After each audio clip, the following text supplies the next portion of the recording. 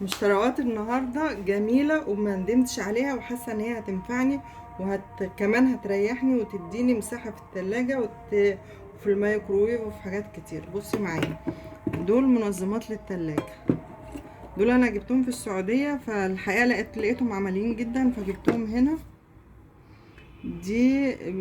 ده بياخد كيلو طماطم وياخد كيلو خيار، والفلفل لو اللي هو البلدي بتاعنا الخفيف مش هياخد الا كيلو الا ربع لانه بيبقى كتير، فمش هيكمل معاكي كيلو. بس هو عموما انت مش هتجيبي يعني كيلو الا ربع، حلو لانه بيبقى كميته كبيره الفلفل البلدي.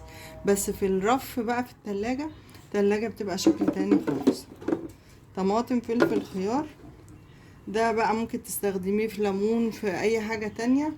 انا ما جبت النهارده 4 بس، يعني كل فترة عشان ما اجيبهمش كلهم مع بعض اجيب 4 3 2.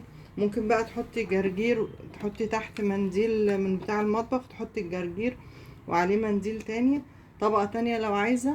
طبقة الخضار عموما يعني شبت، كزبرة، بقدونس. فدول ممتازين جدا وعن تجربة ما ندمتش واتبسطت منهم. بس دول اول مرة هستخدمهم هنا. الاطباق بقى اللي بتاعت ايكيا دي الحقيقة عملية جدا.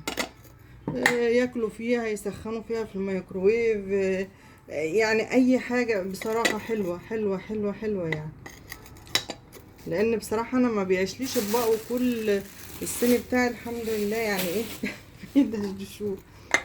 اما القمر دي بقى فدي للميكروويف او لاي حاجة، بس الحقيقة انا جايباها وفي نية ان انا ما استخدمهاش. انتوا عارفين ان انا ليا ابن في روسيا، فانا هشيلها له هو ياخدها مع المرة الجاية ان شاء الله، ويسخن فيها في الميكروويف او يعمل فيها اي حاجة. بس هي عجبتني فجبتها. ودي برضو لو عندك هتشيلي فيها بواقي هتدخليها الميكروويف، يعني ممكن تعملي منها طقم. عندك بواقي رز، عندك بواقي خضار، عندك اي حاجة، كريمة، شوكولاتة عايزة تسيحيها في الميكروويف برضو هتنفع فيها. دي مشتريات النهارده بس، واهم حاجه جبت السوداني. وقبل ما نمشي نحاول يعني نرتب البيت للي هيبقوا موجودين هنا. ودي مشتريات اشتريتها ولقيتها كويسه بتنفع جدا وبترتب، فقلت ايه افيدكم معايا. يا رب تكونوا استفدتوا مني حاجه. لو وصلتي معايا لحد هنا متنسيش تحطي اللايك والشير وخليكي معايا.